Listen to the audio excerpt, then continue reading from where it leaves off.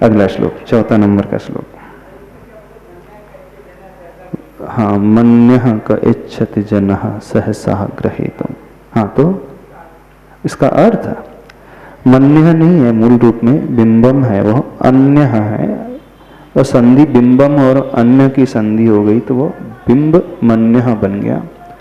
अन्य क इच्छति, ऐसा अन्य कौन सा पुरुष होगा जो जल में पड़ने वाले उस चंद्रमा को ग्रहण करने के लिए पुरुषार्थ करेगा। सहसा ग्रहीतुम् इच्छति, उसे पकड़ने का पुरुषार्थ करेगा। अर्थात ऐसा कोई भी बालक को छोड़कर के ज्ञानी व्यक्ति नहीं होता है जो उसे पकड़ने की कोशिश करता है। अब श्लोक नंबर 4। वक्तुं गुणान् गुण समुद्र शशांक कांतान् कस्ते क्षमः सुरगुरु प्रतिमोऽपि लो। सुरगुरु के बाद प्रतिमो है, तो यहाँ पर संयुक्त अक्षर आ गया, तो कैसे उच्चारण करें? सुरगुरु प्रतिमो। पढ़े इसको। वक्तुं गुणान्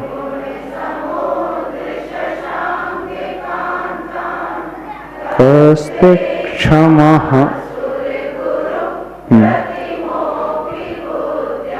कल्पांत काल पवनोद्धत नक्र चक्रम।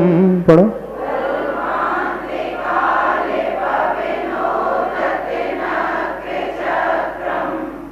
को वातरि तुमलमम्बु निधिं भुजाभ्याम्।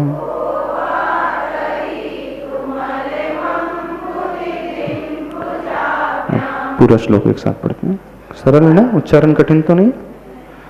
वक्तुं गुणान् गुण समुद्र शशांक कांतान् कस्ते क्षमः सुरगुरु प्रतिमोऽपि लुब्ध्या। कल्पांत काल पवनोद्धत नक्र चक्रम्। को वातरि तुमलमम्बु निधिं भुजाभ्याम्। श्लोक नंबर 4 में अब क्या वर्णन आ रहा है? प्रभु के गुण कैसे हैं जिनका वर्णन करना संभव नहीं है। इतने अधिक गुण हैं उन प्रभु के भीतर, उन गुणों को मैं कैसे कहूं? मेरे भीतर इतनी सामर्थ्य नहीं, शक्ति नहीं, और प्रभु के गुण अपरंपार, एक नहीं, दो नहीं, कितने गुण हैं? अनंत। अब अनंत की इमेजिनेशन भी नहीं हो पाती है, कल्पना भी नहीं हो पाती है अनंत क्या होता है। उदाहरण बहुत अच्छा दिया है यहाँ पर। समुद्र देखा है आप लोगों ने? कोई हमें बता सकता है समुद्र में पानी की कितनी बूंदें हैं? हाँ, समुद्र तो सीमित है, अनंत नहीं है, है ना? सीमित ही है ना, उसका छोर आ जाता है, नहीं आ जाता, दिखता नहीं है, पर है तो समाप्ति हो जाती है। समुद्र अनंत नहीं है ये कहा जा रहा है बहुत बड़ा, बहुत विशाल है। समुद्र में अथाह जल राशि भरी हुई है, तो बूंदे गिन सकते हैं? कितनी बूंदे होंगी? नहीं गिन सकते। अच्छा, एक बाल्टी जो 20 लीटर की है पानी की, उसमें गिन सकते हैं? नहीं गिन सकते। अच्छा, 1 लीटर जल में नहीं गिन पाओगे। अच्छा, 100 मिलीलीटर में, 10 ml में, 1 ml में तो गिन लोगे कि नहीं? 1 मिलीलीटर, उसमें कितनी बूंदें होंगी? गिन सकते कि नहीं? इतना तो गिन ही सकते हो। कितनी ड्रॉप्स आएंगी? 1 मिलीलीटर जो होता है ना, कितनी ड्रॉप्स आएंगी उसमें? 2 4, जब 4 बूंदे। यदि 1 मिलीलीटर में 4 बूंदे आ रही तो 10 मिलीलीटर में कितनी आ जाएंगी? 40। और 100 में कितनी हो जाएंगी? और 1000 में, यानी 1 लीटर में 4000। तो तो एक बाल्टी पानी जो 20 लीटर आ रहा है उसमें 20 से गुना कर दो, क्या बात है, 80,000 बूंदे। एक टैंकर में उससे और मल्टीप्लाई कर दो,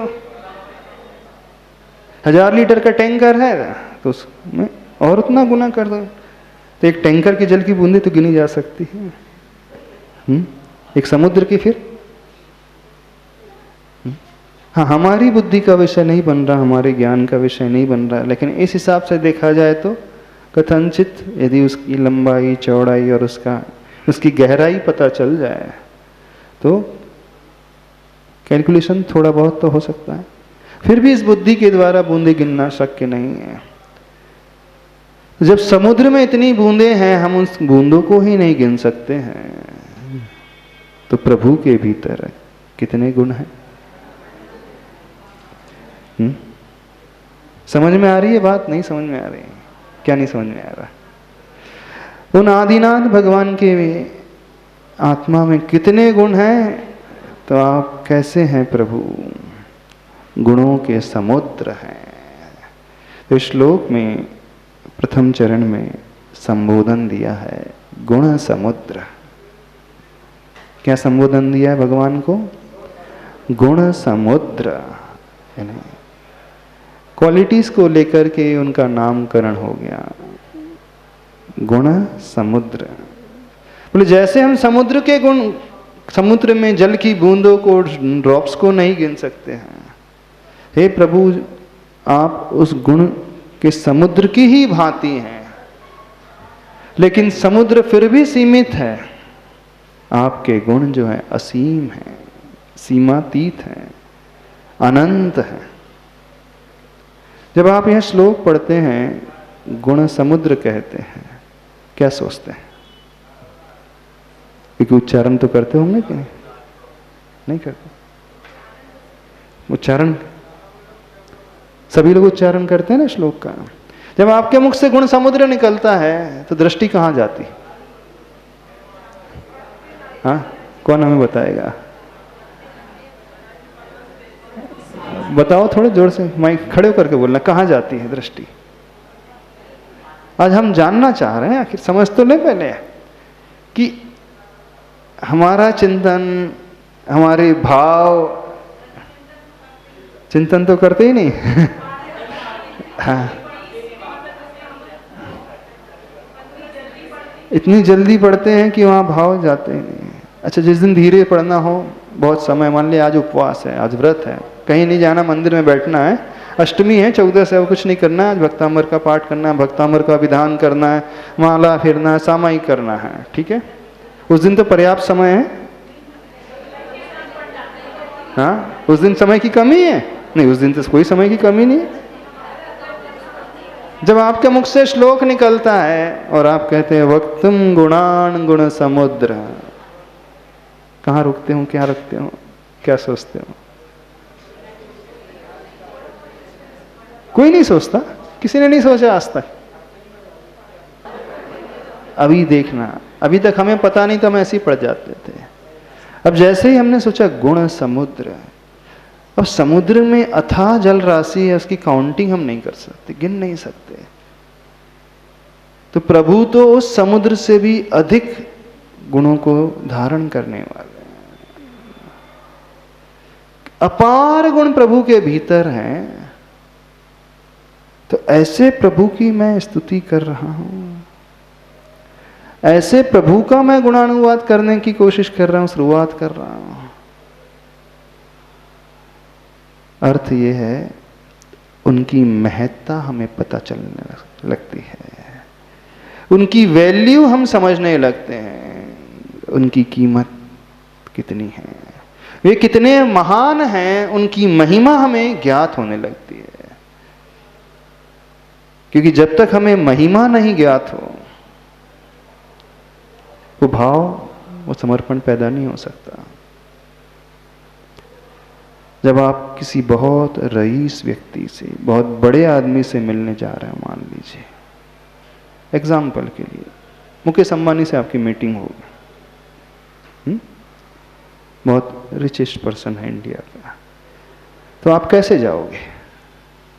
चलो, मीटिंग है, पहली बार मिलने जा रहा हूँ, अथवा कोई बहुत बड़ी सेलिब्रिटी है, मान लीजिए बहुत बड़ा क्रिकेट प्लेयर है, अथवा बहुत बड़ा फिल्म एक्टर है, एक्ट्रेस है, कोई भी हो, और आपको लिए अपॉइंटमेंट मिल जाता है, स्पेशल अपॉइंटमेंट, इनविटेशन आया आपके लिए, VVIP एंट्री हो गई आपकी, हाँ, तो जाने के पहले आप कितनी तैयारी करोगे?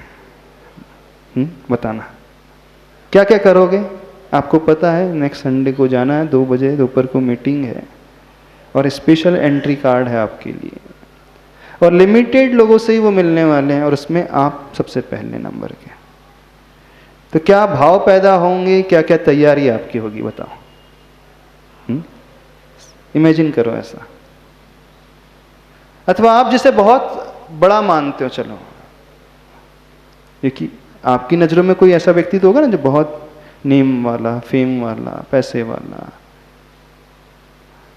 और किसी को नहीं मिलने जा रहा, और आपको सौभाग्य मिल गया उससे मिलने का, उसके साथ बैठना है, भोजन करना है, तो आप क्या क्या सोचोगे, क्या क्या तैयारी होगी आपकी, बताओ।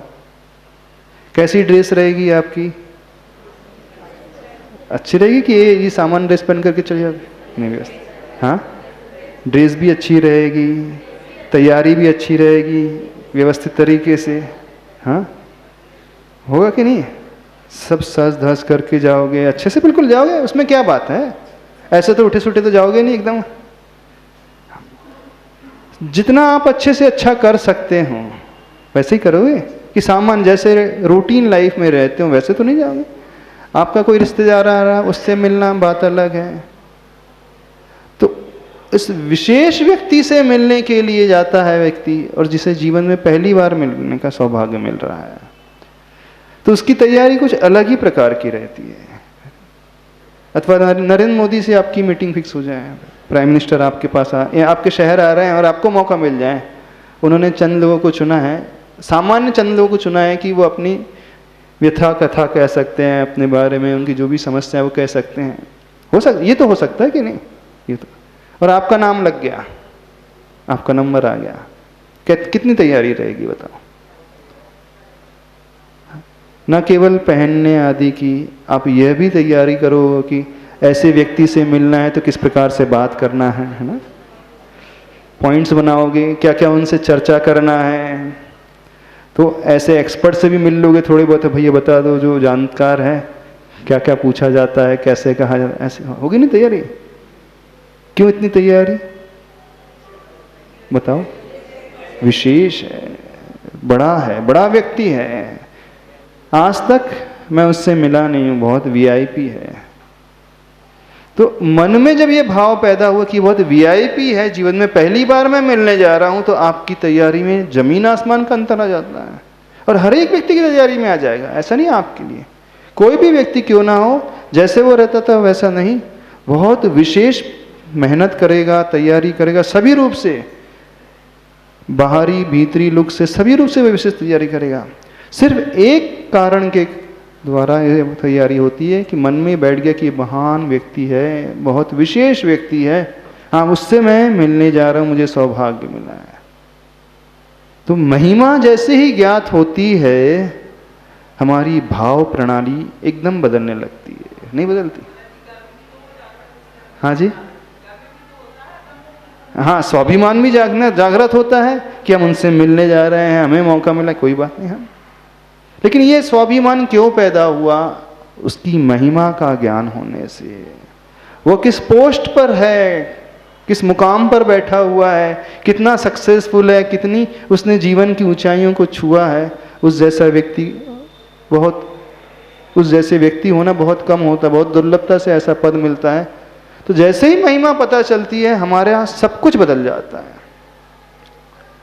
और आप अपने पार्षद से मिलने वाले हो जो आपके बाजू में रहता है, हाँ, आपके मोहल्ले का पार्षद हो, आपके घर आते जाता रहता है, उठते बैठते रहता है, उसकी भी तैयारी ऐसी करोगे? हाँ क्यों? पार्षद है, वो भी पॉलिटिकल लीडर है, पार्षद है, क्या बड़े है तो अच्छा ही, तो उसमें ज़्यादा तैयारी तो नहीं होती ना? क्यों नहीं तैयारी हो रही?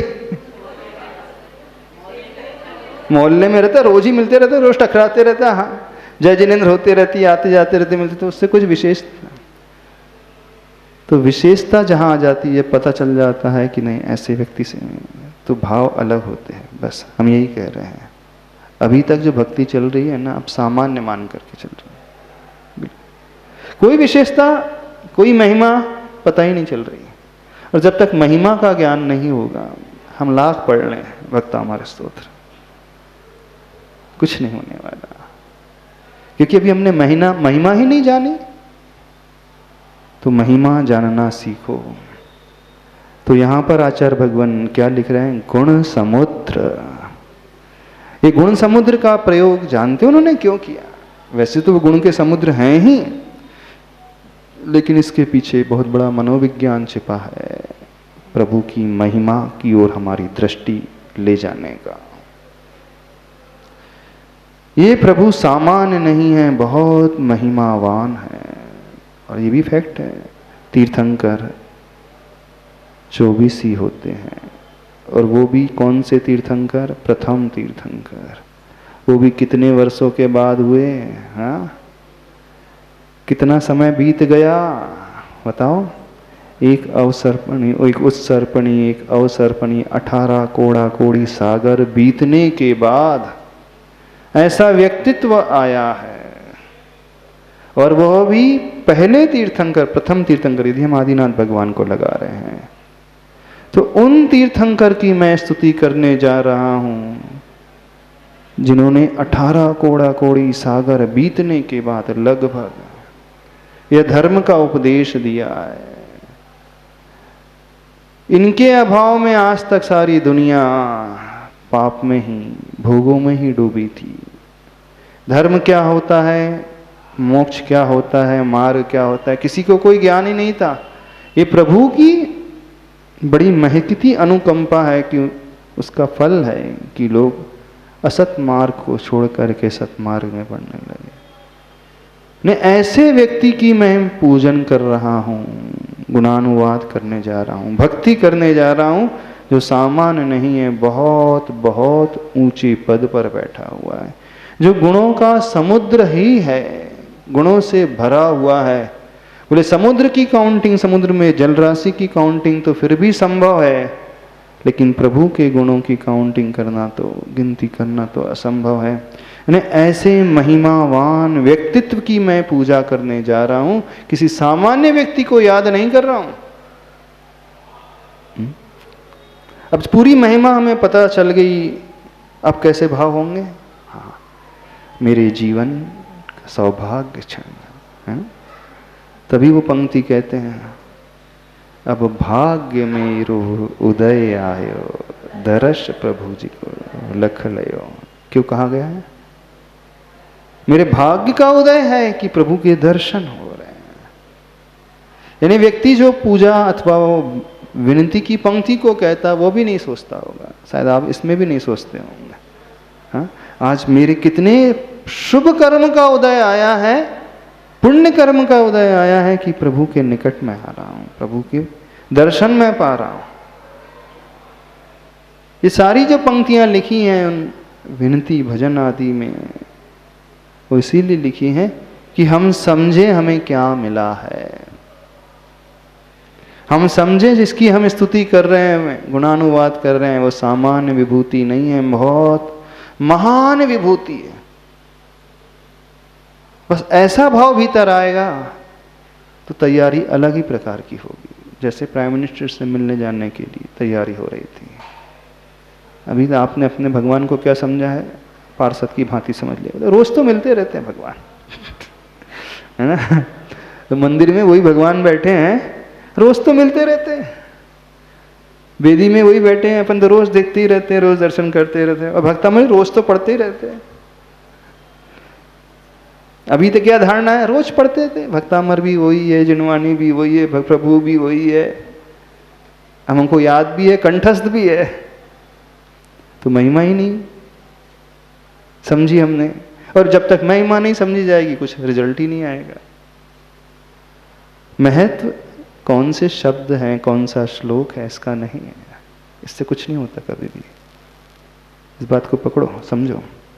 महत्व इसका नहीं है कि वसंत तिलका छंद में लिखा है, संस्कृत में लिखा है भक्तामर स्तोत्र। महत्व इसका है कि हमने इन्हें कितना महिमावान माना है, इससे फल प्राप्त होता है। तभी तो एक सामान्य व्यक्ति, अनाड़ी व्यक्ति होता है जो कुछ भी नहीं जानता, वो अपने टूटे फूटे शब्दों में स्तुति कर लेता है, सिद्धि पा जाता है।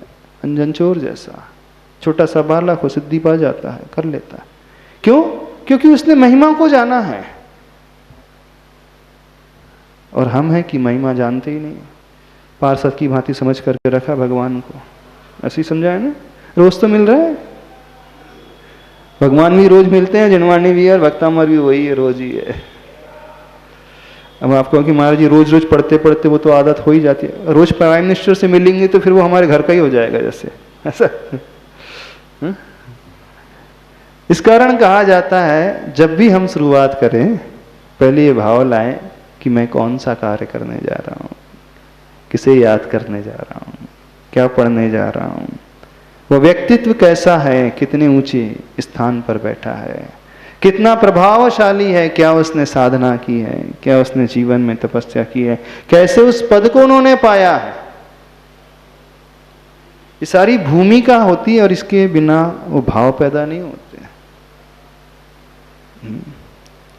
बच्चा साल भर मेहनत करता है, परीक्षा लास्ट फाइनल एग्जाम एक ही बार होती है, 3 घंटे की होती है।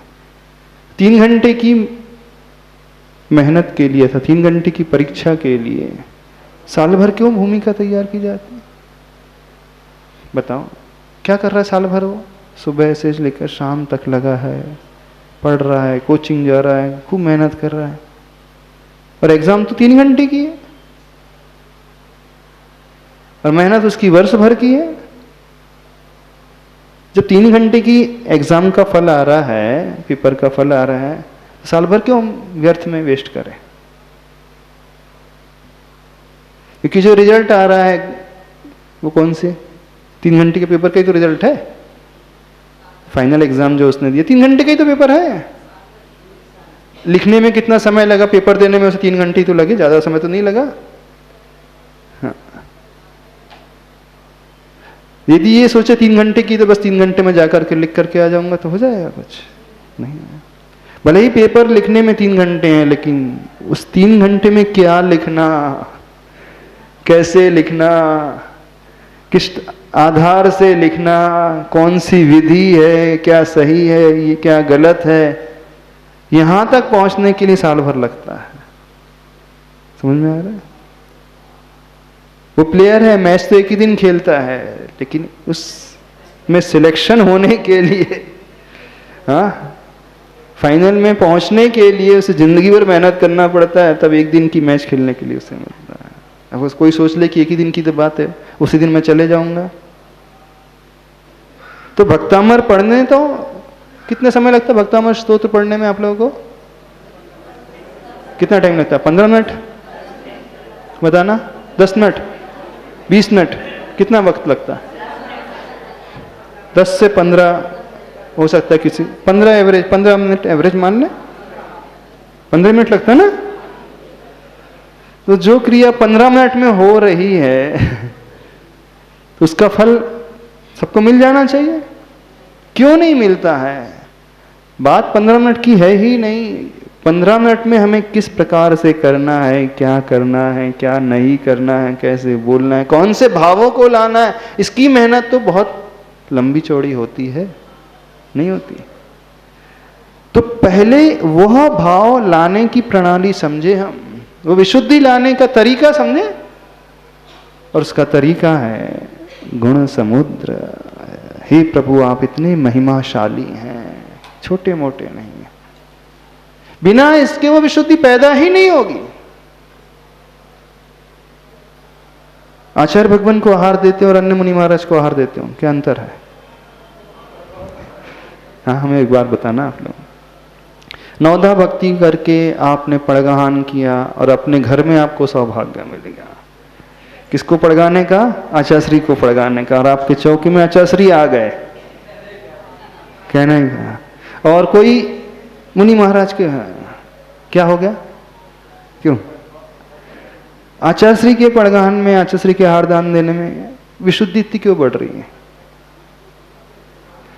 क्यों अंदर वो उत्साह पैदा हो रहा है, वो आनंद पैदा हो रहा है, आंखों से आंसू बहने लगे हैं, और तो और हाथ कांपने लगते हैं सबके, है ना? अच्छे से अच्छा व्यक्ति है तो हाथ उसके कपकपाने लगते हैं, डर लगने लगता है, कहता कुछ है पूजा में और बोल चढ़ाता कुछ है। वो देख लेना, आहार तो दूर, अभी पूजा में ही वो घबराने लगता है, जल चढ़ा रहा है और अक्षत बोल कुछ और आर कर रहा है। ऐसी होता है कि नहीं होता? क्यों हो जाता? और जो रोज पूजन करता है उसकी बात कर रहे हैं, जो रोज पूजा करता है, अच्छे से करता है, जो सिखाता है, उसकी भी हालत खराब हो जाती है। उसके भाव कितने अजीब प्रकार के हो जाते हैं जब आचार्य भगवान को नौदा होते। क्यों ऐसा? कारण क्योंकि हरेक की दृष्टि में महान आचार है, वो तपस्वी आचार है, युग श्रेष्ठ आचार है, इनसे महान कोई नहीं, ये भाव भीतर रहता है। इस कारण उसकी विशुद्धि बहुत बढ़ जाती है। और आपकी भावना हमेशा की रही है, वर्षों की रही, जीवन भर की भावना रहती, कई लोगों की रहती है कि जीवन में एक बार तो वो पल आ जाए कि हमारे घर में आचार्य भगवान के चरण पड़ जाए, है ना? सबकी रहती ना। यानी कितने समय से आपने भावना भाई है, रोज माला फेरते हैं ना, रोज माला फेरते हैं, क्यों? बस उनकी महिमा को जान करके। तो वो आ जाते हैं तो विशुद्धि का पार ही नहीं रहता, क्योंकि हमने समझ लिया ये इतने महिमावान साधक। तो ये अंदर जो फीलिंग पैदा हो रही है उसका परिणाम है, हमारी दृष्टि में महिमा आई है। बिना उसके वो भाव नहीं आ सकता। किसी अन्य व्यक्ति को ला दिया जो जानते ही नहीं आचार्य श्री को, अजैन व्यक्ति है, दिखा दिया जाए, उसको कोई भाव पैदा नहीं होंगे। कब तक नहीं पैदा होंगे? जब तक उसे पता नहीं चलेगा कि ये गुरु हैं, जैनों के बहुत महान गुरु हैं, इतने तपस्वी हैं, इतनी सारी दीक्षाएं दी हैं, इतने सारे सब कुछ कर बड़े बड़े कार्य किए हैं। जब तक उसे ज्ञात नहीं होगा तो कोई भाव नहीं पैदा होंगे। जैसे ही उसे पता चलेगा अच्छा ये है वो, हाँ अब उसके भाव अलग ही पैदा होने लगे। प्रभु वही, गुरु महाराज वही है, देख रहा है, वो नहीं हो रहे क्योंकि उसे पता ही नहीं। क्या पता है? हाँ ये साधु हैं, जैनों के साधु हैं, गुरु महाराज हैं, जैनों के गुरु हैं, दिगंबर संत हैं, ये ऐसे आहार करते हैं, बस उसको ये पता है। एक अजैन व्यक्ति है जिसे कुछ भी नहीं पता था, लेकिन जैसे ही ज्ञान होता है अब उसके भी भाव बदलने लगते हैं। पहले भी वो आचार्य भगवान को देख रहा था, अभी भी आचार्य भगवान को देख रहा है, लेकिन अब उसकी विशुद्धि में जमीन आसमान का अंतर आ गया। आपकी दृष्टि में आपके आदिनाथ भगवान कैसे? रोजमर्रा के हैं, चलते फिरते वाले हैं, क्या देखना है ना? यही होता है। भले ही आप कहो कुछ ना, मुख से कुछ भी नहीं कहो, लेकिन अंदर जो हो रहा है ना, जब विशुद्धि नहीं बढ़ रही है, वो किसका परिणाम है? कि अंदर माइंड में बैठ चुका है ठीक है भगवान है। सब तीर्थंकर होते तो तीर्थंकर हैं, बन गए हैं, नहीं, अंदर ये फीड हो चुका है, तभी विशुद्धि नहीं पैदा हो रही है। और जब ये अंदर पैदा हो जाएगा कि नहीं ये तो महान गुणों के समुद्र हैं, उनकी मैं भक्ति करने जा रहा हूँ, उनकी पूजा करने जा रहा हूँ, उनकी स्तुति कर रहा हूँ, फिर आपके भाव अलग ही पैदा होने लगेंगे। तो विशुद्धि बढ़ाने के लिए सर्वप्रथम हमें महिमा का ज्ञान होना बहुत जरूरी है, जिसकी हम भक्ति करने जा रहे हैं अथवा कर रहे हैं।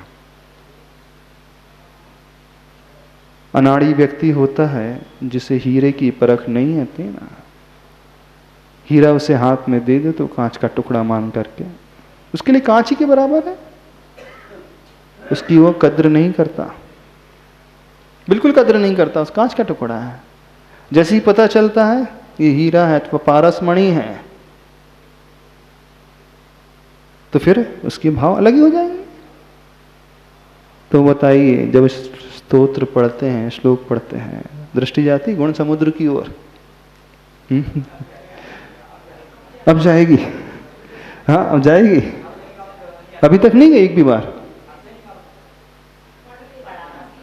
क्यों नहीं गई अभी तक? इतनी भक्ति की है लेकिन क्यों नहीं समझी अभी तक? हाँ बोलो, कारण बताओ हमें, कौन हमें बताएगा? नहीं, आखिर पकड़ने की कोशिश करो। इतने वर्ष निकल गए, हम क्यों नहीं कर पाए? देखो, आखिर हम जब तक अपनी गलती को नहीं समझेंगे उसमें सुधार कैसे करेंगे, है ना? जबकि सुधार तब होता है जब व्यक्ति समझता है कि गलती है। यदि सुधार ऐसे ज्ञात ही नहीं कि गलती है तो सुधार कभी नहीं कर पाएगा वो। अभी तक भक्ति करते रहे, कैसे करते रहे, मैं तो बड़ा आश्चर्य होता है। हाँ हाँ हाँ, माइक से बोलो, थोड़ा सा खड़े होकर के, अच्छा हो जाएगा, घबराओ नहीं, बोल बोले।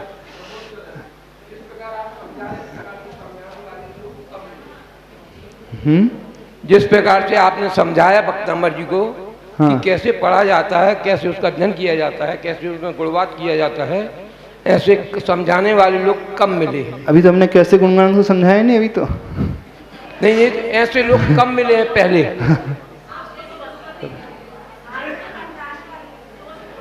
नहीं तो इस मूल पॉइंट को हम पकड़ने की कोशिश करें। गुण समुद्र, ये विशेषण जो है, संबोधन जो है, सामान्य नहीं, बहुत विशेषता अपने लिए भीतर छिपाए हुए है। और आचार्य भगवान ने बहुत सोच समझ करके लिखा है। आचार्य मानतम स्वामी जी ने ऐसे ही नहीं लिखा, सिर्फ इसीलिए लिखा है कि हमारी वो विशुद्धि पैदा हो जाए, वो महिमा हम समझ तो ले। आखिर जब तक महिमा नहीं समझोगे, पढ़ते चले जाओगे, कुछ नहीं होगा। जैसे जिंदगी अभी निकल गई, भविष्य में निकल जाएगा। तो रुकना, हम गुण समुद्र की अकेले बात नहीं कर रहे हैं, आगे जो भी शब्द आएंगे अथवा जो निकल चुके हैं, हम एक एक शब्द में रुके थोड़ा सा, आखिर क्यों लिखा गया, क्या इसके पीछे भाव था। चले आगे, समय तो होगा ना। हाँ, गुण समुद्र यानी ये संबोधन है। जैसे नाम लिया जाता है ना, आदिनाथ भगवन, नाम कई बार क्वालिटीज को लेकर के नाम लिया जाता है, जो उसके भीतर क्षमता है उसको लेकर के नामकरण कर दिया जाता है। तो गुण समुद्र, हे प्रभु मैं आप जैसे गुण समुद्र की स्तुति कर रहा हूं। और क्या विशेषता है, अब देखना। वक्तुम गुणान गुण समुद्र शशांक कांतान कस्ते क्षमः सुर गुरु प्रतिमोपि बुद्ध्या। क्या कहा गया है इस पद में, क्रिया क्या है, वर्ब कौन सा है श्लोक में, कौन सी क्रिया का प्रयोग किया गया है, वक्तुम यानी कहने के लिए। क्या चल रहा है भाव, कथन करने के लिए, नहीं कहना, गुणगान करना। क्या क्या वक्तुम, गुणान यानी गुणों को कहने के लिए। हे गुण समुद्र, गुणों को कहने के लिए कहते क्षमः, क्षमा का अर्थ होता है क्षमः सामर्थ्यशाली। कौन ऐसा सामर्थ्यवान है, कह का अर्थ हुआ कौन, ते का अर्थ हुआ आपकी। कैसे हैं आप, अब भगवान की विशेषता बता रहे हैं। पहले तो गुण समुद्र कह दिया, फिर क्या क्या कहा जा रहा है, शशांक कांतान। शशांक का अर्थ होता है चंद्रमा। चंद्रमा का नाम शशांक क्यों रखा, हाँ शीतल है इस कारण नहीं, शश का अर्थ होता है खरगोश, है ना, और अंक का अर्थ होता है चिन्ह। तो आप यदि चंद्रमा को देखना कभी, तो दूर से ऐसा लगता है कि उसमें कुछ आकृति सी उभर करके आ रही है ना, थोड़ी सी कालीमा को उसे लिए होता है ना, तो कैसी आकृति दिखती है, कुछ कुछ खरगोश जैसी दिखती है। यानी खरगोश को यदि हम चित्र में बनाया जाए, उसकी आउटलाइन बनाएं और दूर से चंद्रमा को देखेंगे तो है तो वो पूर्ण सफ़ेद, लेकिन कुछ काला काला सा धब्बा सा नजर आता है ना। और उस धब्बे की डिज़ाइन कैसी है, कुछ कुछ खरगोश से रिजेंबल करती है, खरगोश से मैच करती है ना। जैसे खरगोश की आउटलाइन अपन ड्रॉ करेंगे तो बिल्कुल चंद्रमा के को देखेंगे तो उसमें वो आउटलाइन नजर आएगी। तो शश का अर्थ होता है खरगोश, अंक का अर्थ होता है चिन्ह, यानी जिसका खरगोश जैसा चिन्ह हो वह शशांक कहलाता है। और वह कौन है, चंद्रमा। इस कारण चंद्रमा का एक नाम संस्कृत में क्या रखा है, शशांक। समय आपका हो गया। हाँ, अब इतना ही रखते हैं। अब इसके अर्थ को और अपन कल देख लेंगे। समझ में आ रहा है, नहीं आ रहा है? कोई डाउट तो नहीं है? कुछ पूछना तो नहीं है? किसी कुछ नहीं पूछना? नहीं, बहुत अच्छे से समझ में आ रहा है इसका मतलब। या तो समझ में नहीं आ रहा हो तो अब कुछ नहीं पूछा जाता है ना? या तो समझ में नहीं आता तो व्यक्ति कुछ भी डाउट नहीं रखता अपने भीतर, अथवा बहुत ज़्यादा समझ में आ रहा हो तो फिर बोले पूरा हम ग्रास्प करते चले जा रहे हैं। खैर, आज इतना ही रखते हैं। क्या करना है अब? संकल्प कौन सा लेना है? प्रभु की महिमा को हमें पहले चिंतन में लाना है। जिसकी हम स्तुति कर रहे हैं उसकी महिमा को सर्वप्रथम हम सोचने की कोशिश करें कि वो व्यक्तित्व कितना महिमावान है। बस जैसे उदाहरण क्या? नरेंद्र मोदी प्राइम मिनिस्टर का उदाहरण याद रखोगे तो बहुत जल्दी से बात पकड़ में आ जाएगी। जैसे प्रधानमंत्री बहुत बड़ा व्यक्ति, कोई सेलिब्रिटी बहुत बड़ी होती है तो उससे मिलने में व्यक्ति अलग ही तैयारी करता है। तो प्रभु इतने महिमावान है तब उनकी भक्ति के लिए मैं अलग ही प्रकार से तैयारी करूँगा। बोलिए आदिनाथ भगवान की।